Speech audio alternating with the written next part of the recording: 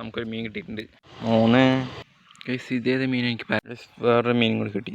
Hello മച്ചാന്മാരെ, അപ്പോൾ നമ്മളിന്ന് വന്നിരിക്കുന്നത് അവിടേക്കാണ് നമ്മുടെ വീട്ടിൽ നമ്മളുള്ളത്. നമ്മളിപ്പോൾ നമ്മുടെ സൂസീനെയും കൊണ്ട് നമ്മൾ ചൂണ്ടയിടാൻ പോവാണ്. ചൂണ്ട സൈക്കിളിലുണ്ട്. അപ്പോൾ സൂസീനെ വെറുതെ വാക്കിങ്ങിന് കൊണ്ടുപോയി വലിയായി. അപ്പം പിന്നെ അങ്ങനെ രസമായിട്ട് പോകാനിട്ടാണ്. അപ്പോൾ നമ്മുടെ 2 ചൂണ്ടയുണ്ട്. ഒന്ന് ഇത്തിരി പൊട്ടാറായതുകൊണ്ട് ഒന്ന് നല്ല ബലമുള്ളതുണ്ട്. അപ്പോൾ നമ്മുടെ സൂസി അവിടേക്ക് ഓടിപ്പോയിട്ടുണ്ട്. അപ്പോൾ നമുക്ക് എന്തായാലും പുഴ എത്തിയിട്ട് കാണാം. അപ്പോൾ നമ്മുടെ സൈക്കിൾ ഇത് അവിടെ വെച്ചിട്ടുണ്ട്. അപ്പോൾ എന്താ നമ്മുടെ സൂസി അവിടെ എന്താണെന്ന് അറിയില്ല, മുള്ളാണ്ട് തോന്നുന്നു, മുള്ളി കഴിഞ്ഞു.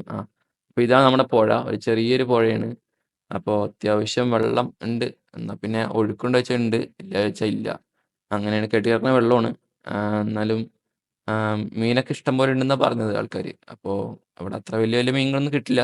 എന്നാലും നമുക്കൊരു ചെറിയൊരു മീൻ കിട്ടി. അത് ചെറിയൊരു പരല കിട്ടിയിരിക്കുന്നത്.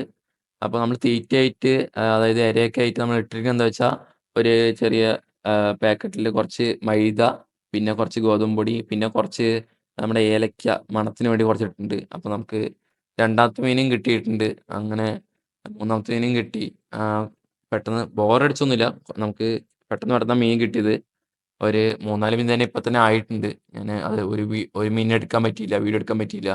അപ്പോൾ നമ്മൾ കുറച്ച് സ്ഥലം മാറിയിരുന്നുണ്ട്. അപ്പോൾ അങ്ങനെ കൊത്തില്ലാണ്ടപ്പോൾ നമ്മൾ സ്ഥലം മാറി. സ്ഥലം മാറിയപ്പോൾ അങ്ങനെ വന്നു. അപ്പോൾ നമ്മൾ മീനൊക്കെ നമ്മൾ സെറ്റാക്കി വെച്ചിട്ടുണ്ട്, കവറിൽ വെച്ചിട്ടുണ്ട്.